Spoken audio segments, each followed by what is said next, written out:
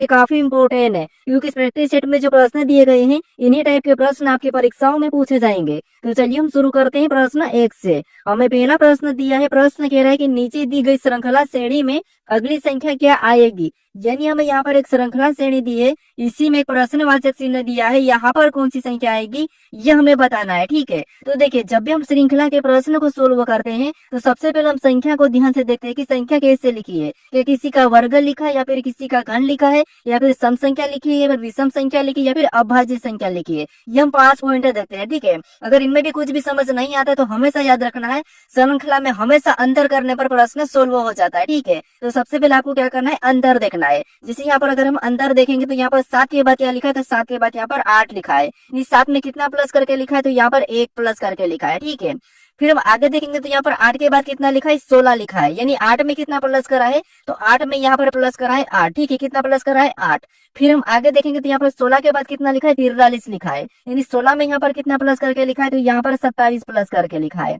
फिर हम आगे देखेंगे तो यहाँ पर 43 के बाद कितना लिखा है, 107। यानी यहाँ पर 43 में कितना प्लस करके लिखा है, तो यहाँ पर प्लस करा है 64। कितना प्लस करा है, 64 प्लस करा है। ठीक है, अब इसी पैटर्न को समझ के हम क्या करेंगे, अगली संख्या को बताएंगे। तो यहाँ पर पैटर्न को देखिए, सबसे पहले 1 प्लस 8 प्लस 27 प्लस 64 प्लस। अगर इस संख्या को हम ध्यान से देखते हैं तो आपको यहाँ पर दिखाई दे रही है संख्या किसी न किसी संख्या की घन दिखाई दे रही है। ठीक है, जैसे यहाँ पर 1 दिया तो 1 का घन, तो क्या आपको पता है 1 का घन 1 ही होता है। ठीक है, उसके बाद यहाँ पर 8, ये किसका घन है, तो ये 8 हमारा 2 का घन है। किसका घन है, 2 का घन है। फिर यहाँ पर 27 प्लस हुआ था, ये किसका घन है, तो ये हमारा 3 का घन है। फिर यहाँ पर 64 प्लस हुआ है। ठीक है, अब 64 किसका घन है, तो ये हमारा 4 का घन है। ठीक है, अब यहाँ पर अगली संख्या क्या प्लस होगी, तो यहाँ पर भी किसी संख्या का घन होगा। जैसे देखिए, जहाँ से 1 के बाद 2 का घन, फिर 3 का घन, फिर 4 का घन, तो अगला यहाँ पर क्या हो जाएगा, 5 का घन हो जाएगा। ठीक है, क्या हो जाएगा, 5 का घन। अब 5 का घन कितना होता है, तो 5 का घन होता है 125। 125 यहाँ पर प्लस होगा, तो 107 में 125 को जोड़ेंगे तो यहाँ पर क्या हो जाएंगे, 232। कितना हो जाएंगे, 232। ऑप्शन में देखिए कहाँ पर है, तो ऑप्शन नंबर हमें यहाँ पर सी में दिया है, तो ऑप्शन नंबर सी हमारा यहाँ पर सही जवाब होगा। ठीक है, तो श्रृंखला में हमेशा याद रखना, पहले से सबसे पहले अंतर देखिए प्रश्न को सोल्व करना है। ठीक है, अब चलिए हम बढ़ते हैं प्रश्न 2 पे। अब दूसरे नंबर का प्रश्न दिया है। अब प्रश्न करे कि पहली संख्या का संबंध दूसरी संख्या से, उसी तरह तीसरी संख्या का संबंध बताइए। यानी यहाँ पर जिस प्रकार 37 का संबंध 1369 से है, उसी प्रकार 57 का संबंध हमें बताना है। ठीक है, तो ये हमारा नंबर एनोलॉजी का प्रश्न है। तो हमें सबसे पहले यहाँ पर ये पता करना है कि 37 से 1357 कैसे लिखा है, उसी प्रकार हम यहाँ पर 57 का बताएंगे। ठीक है, तो यहाँ पर देखिए सबसे पहले हम क्या करते हैं, छोटी संख्या से बड़ी संख्या लिखी हुई हो तो उस कंडीशन में हम क्या करते हैं, या तो वर्ग करके देखते हैं या फिर घन करके देखते हैं। ठीक है, तो यहाँ पर देखिए सबसे पहले अगर हम करेंगे तो यहाँ पर 37 का वर्ग आपको पता आने चाहिए। तो 37 का वर्ग कितना होता है, तो 37 का वर्ग होता है 1369, और 1369 इसका संबंध दिया है। तो उसी तरीके से हम क्या करेंगे, यहाँ पर 57 का बताएंगे। तो 57 का भी वर्ग करेंगे तो 57 का वर्ग आपको पता होना चाहिए कि कितना होता है। अगर याद नहीं तो आपको क्या करना है, यहाँ पर गुणा करके देख लेना, जैसे 57 गुणे 57 कर लेना। ठीक है, क्या करना है, 57 गुणे 57। तो 57 का वर्ग कितना होता है, तो यहाँ पर होता है 32 49। कितना होता है, 32 49। ठीक है, तो ऑप्शन में देखिए 32 49 कहाँ पर है, तो ऑप्शन नंबर हमें यहाँ पर सी में दिया है, तो ऑप्शन नंबर सी हमारा यहाँ पर सही जवाब होगा। बस आप यहाँ पर लॉजिक को समझिए, बस रीजनिंग में आपको लॉजिक पता होना चाहिए, लॉजिक याद होना चाहिए। अगर आप डेली प्रैक्टिस सेट देखते हो तो आपको हर प्रकार की लॉजिक देखने को मिलेगी और वो फटाफट से आपके दिमाग में आएगी। ठीक है, अब चलिए हम बढ़ते हैं प्रश्न 3 पे। अब तीसरे नंबर का प्रश्न दिया है। अब प्रश्न कह रहा है कि उस वेन आर्य का चयन करें जो निम्नलिखित वर्गों को सही ढंग से निरूपित करता है। यानी हमें यहाँ पर अक्षर दिया है, वाक्य दिया और शब्द दिया है, इनका वेन डायग्राम कैसा बनेगा ये प्रश्न पूछा है। ठीक है, अब देखिए जब भी हम वेन डायग्राम के प्रश्नों को सोल्व करते हैं तो सबसे पहले हम क्या करते हैं कि जो हमें शब्द दिए जाते हैं, जो वर्ग दिए जाते हैं, उनको ध्यान से देखते हैं कि उनका आपस में कोई संबंध है या नहीं है। आपको थोड़ा सा तो संबंध हमेशा दिखता है, लेकिन फिर भी हम क्या करते हैं, प्रश्न को 100% सोल्व करने के लिए क्या करते हैं, सही करने के लिए एक एक शब्द का डायग्राम बनाते हैं। जैसे सबसे पहले हम क्या करते हैं, किसी भी एक शब्द का डायग्राम बनाते हैं। ठीक है, तो यहाँ पर देखिए सबसे पहले हम क्या करते हैं, यहाँ पर अक्षर का डायग्राम बना लेते हैं। तो ये हमने क्या किया, अक्षर का डायग्राम बना लिया। ठीक है, उसके बाद फिर हम यहाँ पर क्या करेंगे, दूसरे शब्द का बनाएंगे, जो कि हमें यहाँ पर दिया है वाक्य। अब वाक्य का डायग्राम बनाने से पहले हमें ये देखना है कि जो पहले हमने अक्षर का डायग्राम बनाया कि उनका वाक्य से कोई संबंध है या नहीं है। तो आप कहोगे यहाँ पर जैसे जो अक्षर है ये क्या है, ये वाक्य के अंदर आता है, क्या आता है, वाक्य के अंदर आता है, इसलिए वाक्य का डायग्राम कैसा बनेगा, तो ये बाहर से बन जाएगा। ठीक, कैसा बनेगा, बाहर से। अब देखिए उसके बाद फिर हम यहाँ पर क्या करेंगे, तीसरे शब्द का बनाएंगे। अब तीसरा शब्द हमें यहाँ पर क्या दिया, तो हमें यहाँ पर दिया शब्द। अब शब्द का डायग्राम बनाने से भी पहले हमें ये देखना है कि जो पहले हमने अक्षर और वाक्य का डायग्राम बनाया है, क्या उनका शब्द से कोई संबंध है या नहीं है। तो आप कहोगे इनका वाक्य से भी संबंध है और अक्षर से भी संबंध है, क्योंकि शब्द भी एक अक्षर से बनता है और ये वाक्य और फिर उसके बाद वाक्य बनता है। तो इसलिए शब्द का डायग्राम कहाँ पे बनेगा, तो यहाँ पर इसके अंदर क्या हो जाएगा, एक अक्षर हो जाएगा। ठीक है, तो डायग्राम कैसा बनेगा, तो डायग्राम हमारा कुछ इस टाइप से बनेगा। ठीक है, तो ऑप्शन में देखेंगे तो ऑप्शन नंबर हमें यहाँ पर ए में दिया है, तो ऑप्शन नंबर ए हमारा यहाँ पर सही जवाब हो जाएगा। ठीक है, अब चलिए हम बढ़ते हैं प्रश्न 4 पे। अब 4 नंबर का प्रश्न दिया है। अब प्रश्न कह रहा है कि निम्नलिखित विकल्पों में से असंगत युग्म का चयन करें। यानी हमें यहाँ पर 4 विकल्प दिए हैं, इनमें से 3 किसी न किसी तरह के समान है लेकिन एक अलग है, उसका ही हमें क्या करना है, यहाँ पर चयन करना है। तो हमें यहाँ पर लेटर और संख्या दी है। ठीक है, इसका क्या करना है, हमें यहाँ पर आपस में रिलेशन देके 3 को अलग करना है और एक को बताना है। ठीक है, एक असंगत होगा। तो यहाँ पर देखिए हमें यहाँ पर क्या दिया, लेटर दिया और यहाँ पर संख्या दी। यहाँ पर लेटर दिया, यहाँ पर संख्या दी, तो इनका आमने सामने का हम संबंध पता करने की कोशिश करते हैं। ठीक है, जैसे यहाँ पर देखेंगे सी एबीसीडी में कितने नंबर पे आता है, तो एबीसीडी में 3 नंबर पे आता है और यहाँ पर 3 लिखा है। फिर यहाँ पर ए दिया और ए एबीसीडी में कितने नंबर पे, 1 नंबर पे आता है और 1 लिखा है। टी हमारे एबीसीडी में कितने नंबर पे, 20 नंबर पे आता है और यहाँ पर 20 लिखा है। यानी आपको यहाँ पर पैटर्न पता चला होगा। ठीक है, अब नीचे देखते हैं, ऑप्शन बी में देखेंगे तो डी हमारे एबीसीडी में 4 नंबर पे आता है और यहाँ पर 4 लिखा है। ओ हमारा 15 नंबर पे आता है और यहाँ पर 15 लिखा है। जी 7 नंबर पे आता है, यहाँ पर 7 लिखा है। यानी दोनों ऑप्शन हमारे एक जैसे मिल चुके हैं। अब हमें इन दोनों में से देखना है। अब हम ऑप्शन सी में देखेंगे तो एफ हमारा कितने नंबर, 6 नंबर पे आता है, यहाँ पर 6 लिखा है। ओ हमारा 15 नंबर पे आता है, 15 लिखा है। 124 नंबर पे आता है, यहाँ पर 24 लिखा है। यानी यहाँ पर तीनों की तीनों जो विकल्प सेम मिल चुके, इसका मतलब ये कि ये असंगत होगा। ठीक है, फिर भी इसको चेक करते हैं। जैसे सी 3 नंबर पे आता है, यहाँ पर 3 लिखा है। ओ 15 नंबर पे आता है, यहाँ पर 15 लिखा है। डब्ल्यू 23 नंबर पे आता है, यहाँ पर क्या लिखा है, 24 लिखा है। यहाँ पर ध्यान देना, यहाँ पर इसने गलती करा। ठीक है, ये हमारा क्या है, इन तीनों से अलग है, ये क्या है, असंगत है। तो ऑप्शन नंबर हमारा कौन सा वाला, डी वाला असंगत है। बाकी ये तीनों क्या है, तो ये तीनों हमारे एक जैसे। ठीक है, तो ऑप्शन नंबर डी हमारा यहाँ पर सही जवाब होगा। अब चलिए हम बढ़ते हैं प्रश्न 5 पे। अब 5 नंबर का प्रश्न दिया है। अब प्रश्न कह रहा है कि किसी कोड भाषा में प्रोटेक्ट को QSPYFDU कहा गया, तो उसी तरह एलिफेंट को क्या कहा जाएगा, ये प्रश्न हमें पूछा है। ठीक है, तो ये हमारा कोडिंग डिकोडिंग का प्रश्न है। अब देखिए कोडिंग डिकोडिंग में हमें यहाँ पर इस लेटर का कोड लेटर ही दिया है, तो हम क्या करेंगे, अल्फाबेट में माइनस प्लस करके देख लेंगे। ठीक है, और एक एक लेटर को देखना है। क्या करते हैं, कुछ लेटर को देखते हैं और आगे बढ़ जाते हैं ऑप्शन लगा के। ऐसा नहीं करना, आपको पूरा चेक करना है। यहाँ पर मैं आपको बताऊंगा कि आपकी कहाँ गलती होती है। जैसे यहाँ पर देखिए, जैसे यहाँ पर पी दिया है पहला लेटर और यहाँ पर पहला लेटर क्या लिखा है, क्यू लिखा है। ध्यान से देखिए, यहाँ पर पी दिया और यहाँ पर पहला लेटर क्यू, मतलब यहाँ पर +1 करा है। फिर हम देखेंगे तो यहाँ पर आर के बाद क्या लिखा है, तो यहाँ पर एस लिखा है, मतलब यहाँ पर भी +1। फिर ओ के बाद यहाँ पर क्या लिखा है, पी लिखा है, मतलब यहाँ पर भी +1। लेकिन यहाँ पर देखिए टी के बाद क्या लिखा है, तो यहाँ पर टी के बाद लिखा है वाई। क्या लिखा है, वाई। मतलब इसने क्या करा, तो यहाँ पर टी के बाद वाई, मतलब यहाँ पर +5 हुआ है। कितना, तो यहाँ पर 5 जोड़ा है। ठीक है, फिर देखिए यहाँ पर ई से देखेंगे तो ई के बाद यहाँ पर एफ, मतलब यहाँ पर वापस से ए को प्लस करा है। फिर सी के बाद यहाँ पर डी, तो यहाँ पर भी एक को प्लस करा है। फिर यहाँ पर देखिए टी के बाद यू, मतलब यहाँ पर भी एक को प्लस करा है, लेकिन बीच वाले लेटर में 5 प्लस करा है। तो हम भी यहाँ पर क्या करेंगे, बीच वाले लेटर में 5 प्लस कर लेंगे। ठीक है, तो यहाँ पर देखिए ई में 1 प्लस करेंगे तो कितना होगा, तो यहाँ पर एफ होगा। उसके बाद एल में 1 प्लस करेंगे तो यहाँ पर क्या हो जाएगा, एम हो जाएगा। फिर यहाँ पर ई में वापस 1 प्लस करेंगे तो यहाँ पर एफ होगा। ठीक है, ये हमारा बीच वाला है। तो बीच में हमें क्या करना है, यहाँ पर हमें 5 प्लस करना है। ठीक है, तो पी में 5 प्लस करेंगे तो यहाँ पर क्या हो जाएगा, यू हो जाएगा। फिर देखिए यहाँ पर वापस से एस में 1 प्लस करेंगे तो यहाँ पर आई होगा। ए में 1 प्लस करेंगे तो यहाँ पर बी होगा और यहाँ पर एन में 1 प्लस करेंगे तो यहाँ पर ओ होगा। ये हमें ऑप्शन में देखना है। ठीक है, तो ऑप्शन में देखिए यहाँ पर FMFUIBO, तो ऑप्शन नंबर हमें यहाँ पर डी में दिया है, तो ऑप्शन नंबर डी हमारा यहाँ पर सही जवाब होगा। ठीक है, तो इसीलिए आपको पूरे लेटर चेक करना है सबसे पहले तो। ठीक है, क्योंकि आप क्या करते हैं, आप तो यहाँ पर दिखाई दे रहा हो कि यहाँ पर +1 हो रहा था, तो आप +1 यहाँ पर चेक करके ऑप्शन पहला ही लगा के बढ़ जाते, लेकिन आपका प्रश्न फिर गलत हो जाता है। ठीक है, अब चलिए हम बढ़ते हैं प्रश्न 6 पे। अब 6 नंबर का प्रश्न दिया है। अब प्रश्न कह रहे हैं कि उस विकल्प का चयन करें जो प्रश्न चिन्ह के स्थान को प्रतिस्थापित करेगा। यानी हमें यहाँ पर एक प्रश्नवाचक चिन्ह दिया है, यहाँ पर कौन सा लेटर आएगा ये हमें बताना है। ठीक है, तो ये हमारा कौन सा प्रश्न है, ये हमारा मिसिंग अक्षर का प्रश्न यानी कि मिसिंग नंबर वाला है। ठीक है, लुप्त संख्या लुप्त पद वाला। अब देखिए यहाँ पर हमें क्या दिया, एक प्रश्नवाचक चिन्ह दिया, यहाँ पर हमें कौन सा लेटर होगा ये हमें बताना है। तो हम क्या करेंगे, या तो इन लेटर को सबसे पहले चेक करेंगे, इन दो लेटर को कैसे लिखा, या इधर हम इन लेटर को भी चेक कर सकते हैं। ठीक है, इनको कैसे चेक करेंगे, तो या तो इन दोनों को कुछ करके यहाँ पर एम लिखा होगा, इनको भी सेम तरीके से यहाँ पर वी लिखा होगा, या फिर हम इधर से भी देख सकते हैं। ठीक है, तो यहाँ पर सबसे पहले क्या करते हैं, हम यहाँ पर एम को चेक कर लेते हैं, उसके बाद फिर हम यहाँ पर वी को चेक करेंगे। ठीक है, सेम तरीके से यहाँ पर याद रखना, एक ही तरीके से दोनों लेटर को चेक करना है। तो यहाँ पे देखिए सबसे पहले हम देखेंगे तो ई हमारा कितने नंबर पे, 5 नंबर पे आता है, एच कितने नंबर पे, 8 नंबर पे आता है। यहाँ पर क्या लिखा है, एम। अगर इसको हम प्लस करते तो यहाँ पर इनका योग कितना हो जाएगा, 13 हो जाएगा। कितना हो जाएगा, 13।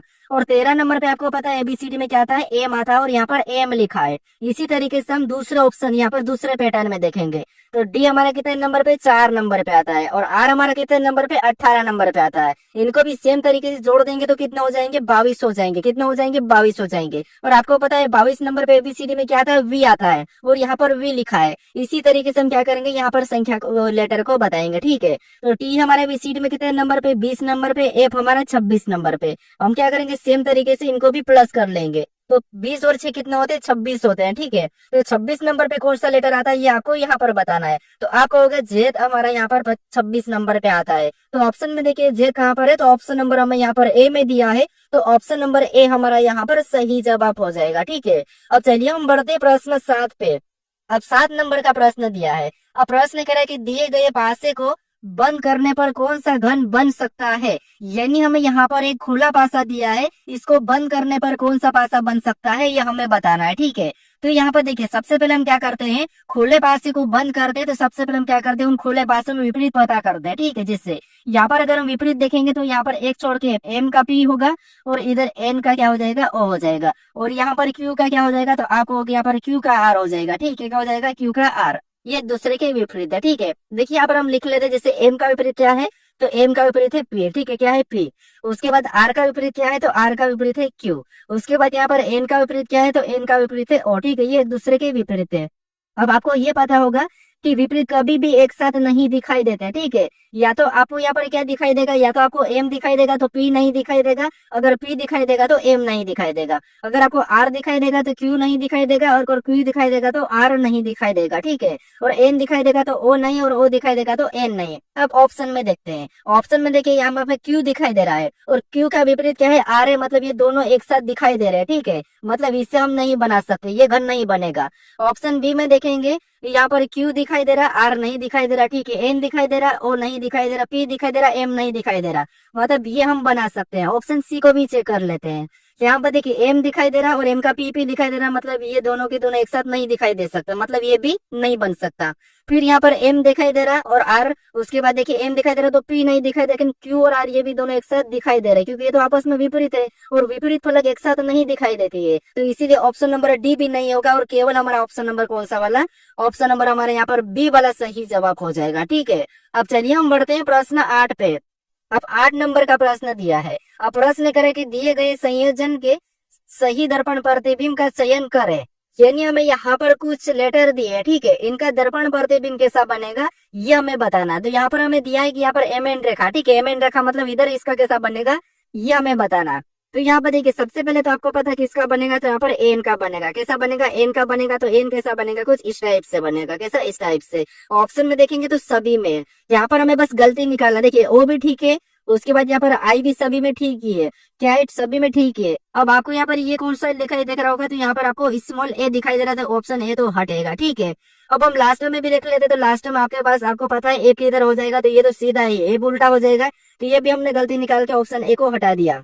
हमारे पास 2 ऑप्शन बचे। अब लास्ट में भी ओ छोटा वाला नहीं है, कैपिटल नहीं, मतलब कैपिटल है, स्मॉल नहीं है, लेकिन यहाँ पर कैपिटल है, तो ये भी हटेगा। तो इसकी छाया कैसी बनेगी, इसका दर्पण प्रतिबिंब कैसा बनेगा, तो ऑप्शन नंबर सी की तरह बनेगा। ठीक है, बस आपको गलतियां निकालना है और प्रश्न को सोल्व करके आगे बढ़ना है। अगर आप प्रैक्टिस सेट डेली अटेम्प्ट करते हो तो उससे आपको क्या होता है, भले आपको रीजनिंग तो आती हो लेकिन आपको स्पीड स्पीड मतलब स्पीड आपको आती है। ठीक है, यानी कि आपको स्पीड बढ़ाना फिर पता चलता है कि कैसे स्पीड बढ़ाना, स्पीड से कैसे प्रश्न को सोल्व करते हैं, ये आपको पता चलता है। ठीक है, अब चलिए हम बढ़ते हैं प्रश्न 9 पे। अब 9 नंबर का प्रश्न दिया है। अब प्रश्न कह रहा है कि निम्नलिखित श्रृंखला को कौन सा विकल्प पूर्ण करेगा। यानी हमें यहाँ पर एक अक्षर की श्रृंखला श्रेणी दी है, इसको कौन सा विकल्प पूर्ण करेगा, ये हमें प्रश्न पूछा है। अब इस तरह के प्रश्न को हम कैसे सोल्व करते हैं, सबसे पहले हम देखते हैं कि कितने लेटर है, ये गिनते हैं, वो भी हम रिक्त स्थान सही। ठीक है, गिनने के बाद हम क्या करते हैं, उनको टुकड़ों में बांटते हैं, अलग अलग खंड कर देते हैं। लेकिन ऐसा नहीं, मैं क्या करता हूँ, सबसे पहले आपको मैं बताया था कि किस लेटर के बाद कौन सा रिक्त स्थान है, उस रिक्त स्थान से पहले कौन सा लेटर है, हम ये देख लेते हैं। तो यहाँ पर हमें क्या दिखाई दे रहा है, रिक्त स्थान एन से पहले दिखाई दे रहा है, और यहाँ पर एन से पहले क्या लिखा है, एम लिखा है, यहाँ पर भी एन से पहले एम लिखा है। तो उसका मतलब ये है कि यहाँ पर पहला हम क्या भर लेंगे, तो एम भर लेंगे। ठीक है, उसके बाद देखेंगे एन के बाद लेटर है कौन सा, एन के बाद रिक्त स्थान है, यहाँ पर एन के बाद देखेंगे तो डब्ल्यू दिखाई दे रहा, तो यहाँ पर भी हम क्या करेंगे, डब्ल्यू को भर लेंगे। ठीक है, अब कहाँ से रिपीट हो रहा, तो रिपीट हमारा यहाँ से हो रहा, तो हम क्या करेंगे, जोड़ा बना लेंगे। तो एम एन डब्ल्यू, यहाँ पर भी एम एन डब्ल्यू, ये भी रिपीट हो गया, एम एन डब्ल्यू। ठीक है, तो ये भी कट गया, एम एन डब्ल्यू। अब जोड़े हमारे ऑटोमेटिक बन गए। ठीक है, तो हमने कौन कौन से लेटर को भरा, तो हमने सबसे पहले एम को भरा, फिर हमने डब्ल्यू को भरा, फिर वापस से हमने डब्ल्यू को भरा, फिर हमने एन को भरा। तो ये हमें ऑप्शन में देखना है। ठीक है, एम डब्ल्यू डब्ल्यू एन हम ऑप्शन में देखेंगे तो हमें ऑप्शन नंबर बी में दिया है, तो ऑप्शन नंबर बी हमारा यहाँ पर सही जवाब होगा। ठीक है, अब चलिए हम बढ़ते हैं प्रश्न 10 पे। अब 10 नंबर का प्रश्न दिया है। अब प्रश्न कह रहा है कि ए का अर्थ माइनस तथा बी का अर्थ भागित और सी का अर्थ गुणा और डी का अर्थ प्लस हो तो समीकरण का मान क्या होगा, ये प्रश्न हमें पूछा है। ठीक है, तो ये हमारा कौन सा प्रश्न है, ये हमारा मैथमेटिकल ऑपरेशन का प्रश्न है, यानी कि गणितीय संक्रिया। ठीक है, अब देखिए यहाँ पर हमें कहा गया कि ए का अर्थ क्या है, माइनस है, और बी का अर्थ भागित है, और सी का अर्थ गुणा है, और डी का अर्थ प्लस है। तो इनके स्थान पर हमें क्या करना है, इन चिन्हों को रख के इस समीकरण को बोर्ड मासूल पे सोल्व करना है। भले प्रश्न आसान है, बस इसमें थोड़ा सा समय लग जाता है। ठीक है, अब देखिए सबसे पहले क्या है, 8 है, उसके बाद लेटर हमें कौन सा, ए दिया है, और यहाँ पर ए का अर्थ क्या कहा, माइनस का, तो यहाँ पर हम माइनस का चिन्ह लगा के अगली संख्या 80 को लिख लेंगे। ठीक है, उसके बाद लेटर बी दिया है, और बी का अर्थ यहाँ पर क्या कहा, भागित का, तो यहाँ पर हम क्या करेंगे, भागित का चिन्ह लगा के अगली संख्या हम 16 लिख लेंगे। ठीक है, फिर हमें यहाँ पर सी का, और सी का अर्थ यहाँ पर क्या कहा, गुणा का, तो यहाँ पर हम गुणे का चिन्ह लगा के अगली संख्या 90 को वैसा ही लिख लेंगे। ठीक है, फिर हमें यहाँ पर कौन सा लेटर दिया, डी, और डी का अर्थ यहाँ पर क्या कहा, प्लस का है, तो यहाँ पर हम प्लस का चिन्ह लगा के अगली संख्या 21 को लिख लेंगे। ठीक है, अब हम बोर्ड मास रूल पे इसको सोल्व कर लेंगे। तो सबसे पहले हम भाग देते हैं, तो यहाँ पर देखिए 8, ये 8 और माइनस तो ऐसा ही रहेगा, इसमें भाग देंगे तो 16 पंजे कितने होते हैं, 80, मतलब ये 5 बार में गया, और गुणे 90 को हम क्या करेंगे, वैसा ही उतार लेंगे। ठीक है, और प्लस 21 को भी वैसा ही उतार लेते हैं, हम स्टेप बाय स्टेप कर रहे हैं। अब देखिए उसके बाद आप वापस हम क्या करेंगे, गुणा करेंगे, तो यहाँ पर ये तो माइनस वाला ऐसा रहेगा। अब 9 पंचे 45, यानी यहाँ पर गुणा करने पर कितना हुआ, 450, और प्लस 21 का भी वैसा ही उतर जाएगा। ठीक है, अब देखिए या तो हम माइनस कर सकते हैं या प्लस कर सकते हैं। तो ये देखिए 8 माइनस करेंगे 450 में से यहाँ पर कितने बचेंगे, 442, और चिन्ह कौन सा होगा, तो माइनस का ही होगा। ठीक है, क्योंकि बड़ी संख्या माइनस की है, तो कितने होंगे, 442। उसके बाद अब हम क्या करेंगे, प्लस यहाँ पर 21 वैसा ही उतार लेंगे। अब माइनस प्लस वापस और माइनस ही होगा, तो 2 में से 1 जाएगा तो 1 ही होगा। उसके बाद 4 में से 2 जाएंगे तो 2 होगा, और 4 में 4 का 4 ही होगा, यानी यहाँ पर क्या है, हमारा बराबर का 421 आया। क्या है, 421। ठीक है, तो ये हमें ऑप्शन में चेक करना है। तो 421 ऑप्शन में देखेंगे तो ऑप्शन नंबर हमें यहाँ पर ए में दिया है, तो ऑप्शन नंबर ए हमारा यहाँ पर सही जवाब होगा। लेकिन यहाँ पर एक चीज याद रखना, सॉरी, यहाँ पर बड़ी संख्या हमारी माइनस की थी। ठीक है, तो यहाँ पर क्या होगा, माइनस 421 होगा, तो ऑप्शन नंबर हमारा ए वाला नहीं बल्कि डी वाला होगा। माइनस 421 हमारा यहाँ पर क्या होगा, सही जवाब होगा। ठीक है, कौन सा होगा, ऑप्शन नंबर हमारे यहाँ पर डी वाला। अब चलिए हम बढ़ते प्रश्न 11 पे। अब 11 नंबर का प्रश्न दिया है। अब प्रश्न यहाँ पर क्या करने कह रहा है कि धीरज संतोष का एक लौता पुत्र है और संतोष मेरी माँ की एक लौती पुत्री है, मेरी माँ का धीरज से क्या संबंध है, ये प्रश्न हमें पूछा है। ठीक है, तो ये हमारा रक्त संबंध का प्रश्न है, ब्लड रिलेशन का प्रश्न है। अब देखिए जब भी हम ब्लड रिलेशन के प्रश्न को सोल्व करते हैं तो क्या करते हैं, प्रश्न को थोड़ा थोड़ा पढ़ के सोल्व करते हैं। ठीक है, जैसे यहाँ पर देखिए सबसे पहले हमें क्या करा कि धीरज संतोष का एक लौता पुत्र है, मतलब धीरज का हम क्या कहते हैं, डी ले लेते हैं। ठीक है, ये कौन है, धीरज है, और ये कौन है, पुत्र है, और किसका है, तो ये एक लौता संतोष का पुत्र है। ठीक है, उसके बाद अब आगे प्रश्न करें कि और संतोष मेरी माँ की एक लौती पुत्री है, अब मान लो ये मैं हूँ, ठीक है, ये कौन हूँ, मैं हूँ, और मेरी माँ कौन है, ये एम है, ठीक है, ये माँ है, और मेरी माँ की एकलौती पुत्री कौन है, संतोष है, तो ये संतोष इसकी क्या है, एकलौती पुत्री है, ठीक है, ये मेरी माँ है। अब प्रश्न आगे पूछ रहा है कि मेरी माँ का धीरज से क्या संबंध है, यानी मेरी माँ कौन है, ये रही है, ठीक है, ये मेरी माँ है, इसका धीरज से क्या संबंध है, ये प्रश्न पूछा है। तो सी हमारा यहाँ पर लगा, यानी धीरज की मेरी माँ क्या लगेगी, तो आप होगी ये धीरज, मतलब ये आप हो, और आपकी कौन है, ये संतोष माँ है, और आपकी माँ की माँ ये है। तो आपकी माँ की माँ आपकी क्या लगती है, तो आप कहोगे अपनी माँ की माँ अपनी लगती है नानी, तो यहाँ पर नानी हो गई, ठीक है। तो ऑप्शन में देखिए नानी कहाँ पर है, तो ऑप्शन नंबर हमें यहाँ पर सी में दिया है, तो ऑप्शन नंबर सी हमारा यहाँ पर सही जवाब हो जाएगा, ठीक है। आपको हमेशा खुद को लेके रिलेशन के प्रश्नों को सोल्व करना है। अब चलिए हम बढ़ते हैं प्रश्न 12 पे।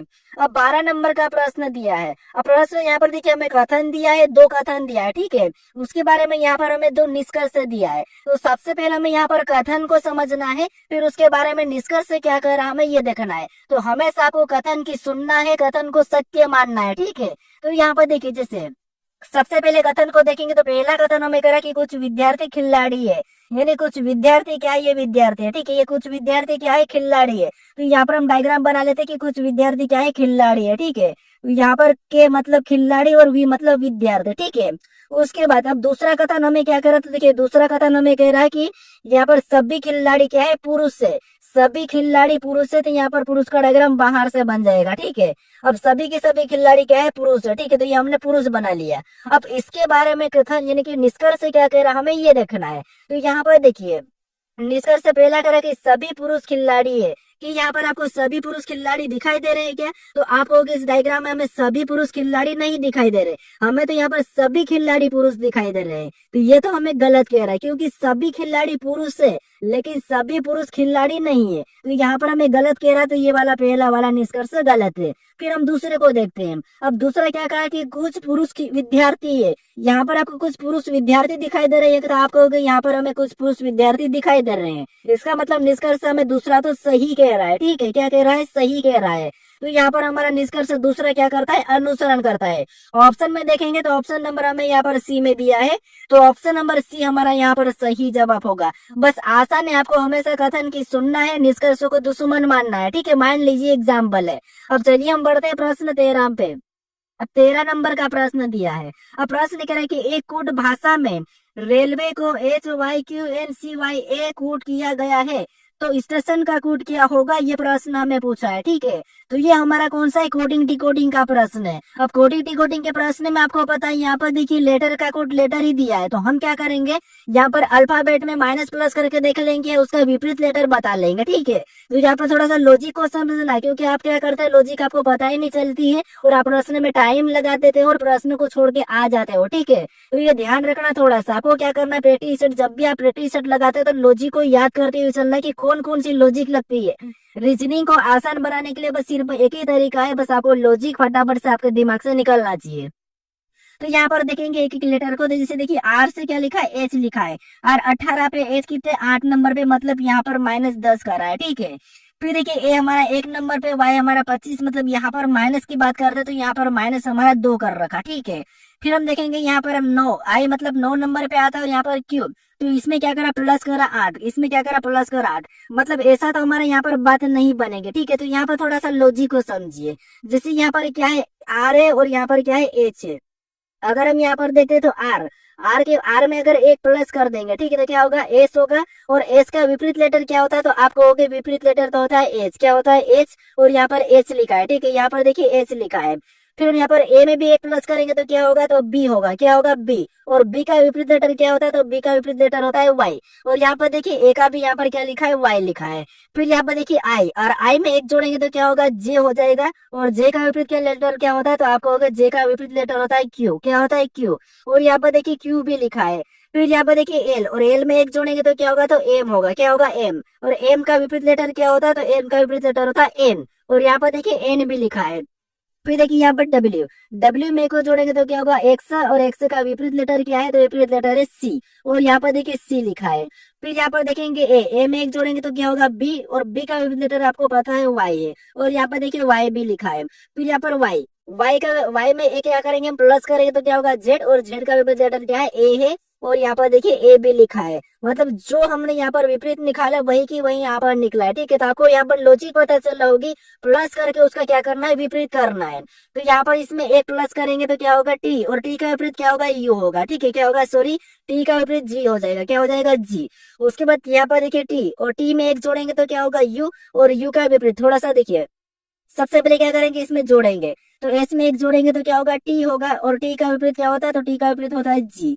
उसके बाद यहाँ पर टी में एक जोड़ेंगे तो क्या हो जाए, यू हो जाएगा, और यू का विपरीत क्या होता है, तो एफ होता है। ठीक है, उसके बाद यहाँ पर ए में एक जोड़ेंगे तो क्या होगा, बी होगा, और बी का विपरीत लेटर क्या है, तो वो है वाई है। ठीक है, वाई है। तो यहाँ पर ऑप्शन में देखेंगे तो ऑप्शन ए नहीं होगा, ऑप्शन बी तो नहीं हो सकता। फिर यहाँ पर देखिए टी, और टी में एक जोड़ेंगे तो क्या होगा, यू, और यू का विपरीत लेटर क्या है, तो आपको होगा एफ। एफ यहाँ पर देखेंगे तो दोनों में है। उसके बाद यहाँ पर आई, आई में एक जोड़ेंगे तो क्या होगा, जे, और जे का विपरीत लेटर क्या है, क्यू है। ठीक है, ऑप्शन में यहाँ पर हमारा जी आ चुका है, तो ऑप्शन डी नहीं होगा।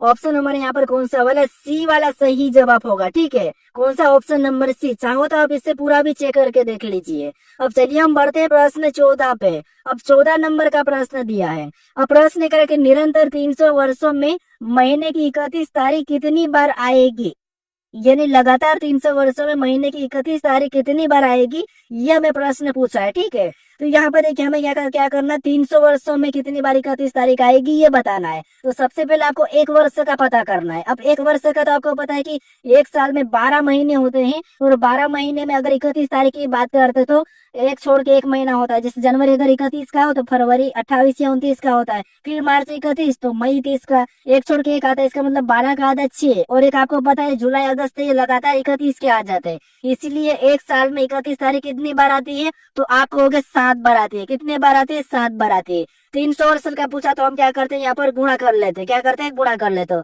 7 या का होता है 21 होता है, तो मतलब कितने, 300 वर्षों में 31 तारीख कितनी बार आएगी, तो 2100 बार आएगी। ऑप्शन में देखिए तो ऑप्शन नंबर हमें यहाँ पर देखिए सी में दिया है, तो ऑप्शन नंबर सी हमारा यहाँ पर सही जवाब होगा। ठीक है, अब चलिए हम बढ़ते हैं प्रश्न 15 पे। अब 15 नंबर का प्रश्न दिया है। अब प्रश्न करा कि दी गई अक्षर श्रृंखला में प्रश्न चिन्ह का स्थान ज्ञात कीजिए, यानी हमें यहाँ पर अक्षर समूह की एक श्रृंखला श्रेणी दी, इसी में प्रश्नवाचक चिन्ह दिया है। यहाँ पर कौन से अक्षर समूह आएंगे यह हमें बताना है। ठीक है, तो देखिए अक्षर वाली श्रृंखला श्रेणी को जब भी सोल्व करना है तो आपको एक एक लेटर को देखते हुए चलना है, या फिर आपको क्या करना है, इनकी सीरियल वाइज पता करना है। ये भी अल्फाबेट में ही कुछ माइनस प्लस होगा। ठीक है, तो देखिए जैसे यहाँ पर अगर देखेंगे हम एन से, यहाँ पर क्या लिखा है, एस लिखा है, मतलब एन हमारा 14 नंबर पे आता है, एस हमारा 19 नंबर पे आता है। तो 14 से 19 मतलब यहाँ पर कितना प्लस हो रहा है, तो आपको हो गया 5 प्लस। फिर यहाँ पर देखेंगे एस से क्या लिखा है, 1 से लिखा है, मतलब यहाँ पर 100 हमारा 24 नंबर पे आता है, ये 19, तो 19 से 24 मतलब यहाँ पर भी क्या हुआ, तो प्लस 5 हुआ है। फिर 100 से यहाँ पर सी लिखा है, तो यहाँ पर देखिए 124 और 3 नंबर, तो यहाँ पर भी क्या होता है, यहाँ पर भी 5 प्लस हुआ है। तो अगला लेटर बताने के लिए हम यहाँ पर क्या करेंगे, 5 प्लस कर लेंगे। तो सी 3 नंबर है, 5 प्लस करेंगे तो यहाँ पर क्या हो जाएगा, एच हो जाएगा। ऑप्शन देखेंगे तो डी नहीं होगा और ए नहीं होगा। ठीक है, अब हम दूसरे लेटर को देखते हैं। दूसरे लेटर में से एम, एम से यहाँ पर एस लिखा है, मतलब एम 13 नंबर पे और ये एस 19 नंबर पे, मतलब यहाँ पर प्लस 6 हुआ है। फिर एस से यहाँ पर वाई लिखा है, तो यहाँ पर भी क्या हुआ, तो यहाँ पर भी प्लस 6। वाई से यहाँ पर ई लिखा है, तो यहाँ पर भी क्या हुआ, प्लस 6। ठीक है, तो आगे वाला बताने के लिए हम यहाँ पर क्या करेंगे, प्लस 6 कर लेंगे। तो ई 5 नंबर पे 6 जोड़ेंगे तो 11 होगा, मतलब यहाँ पर क्या होगा, के होगा। ऑप्शन में देखेंगे तो बी नहीं होगा, ऑप्शन नंबर हमारा सी वाला सही होगा। ठीक है, पूरा भी चेक करने की जरूरत नहीं है, चाहो तो आप चेक कर लीजिए, वही होगा। अब चलिए हम बढ़ते हैं प्रश्न 16 पे।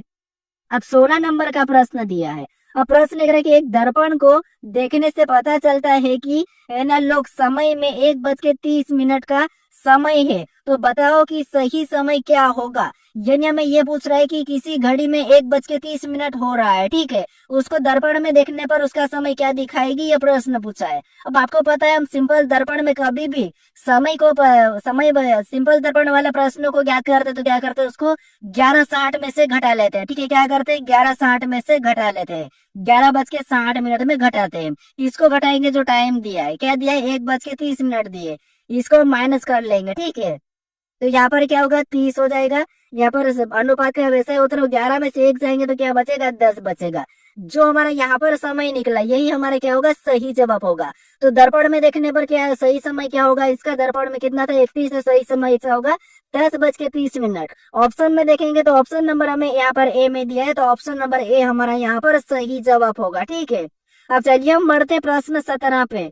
अब 17 नंबर का प्रश्न दिया है। अब प्रश्न करे कि दी गई आकृति श्रृंखला में प्रश्न चिन्ह के स्थान पर कौन सी विकल्प आकृति आएगी, यह हमें प्रश्न पूछा है। ये श्रृंखला हमारी आकृति वाली श्रृंखला है, ठीक है। अब देखिए, देखिए मैं आपको इतना फास्ट करा रहा हूँ, इसका मतलब ये नहीं कि आपको खुद को नहीं सोल्व करना है, आपको भी वीडियो को रोक लेना है और प्रश्न को सोल्व करते चलना है। अगर जिसका नहीं आया आंसर, आपको उसको क्या करना है, उसकी लॉजिक पता कर लेना कि इसमें ये लॉजिक लगती है, लॉजिक याद करते चलिए, या आप देखोगे तो ये भी आपको लॉजिक आपके दिमाग में बैठ जाएगी, ठीक है। तो यहाँ पर देखिए, सबसे पहले हम क्या करेंगे, श्रृंखला को पूरा करने के लिए हम एक एक आकृति को देखेंगे, ठीक है। जिससे यहाँ पर सबसे पहले क्या है, तो ये 3 निशान है, 3 एरो है। लेकिन अगली वाली आकृति में क्या हुआ, एक निशान गायब हो गए, यहाँ पर हमारे हेस वाले चिन्ह आ चुके हैं। फिर और आगे देखेंगे तो यहाँ पर एक लाइन और गायब हुई और यहाँ पर हेस और प्लस का चिन्ह आ चुका है। तो अगले वाले में क्या होगा, तो ये वाली जो लाइन गायब हो जाएगी और हेस वाला चिन्ह तो यहाँ पे आ जाएगा, ठीक है।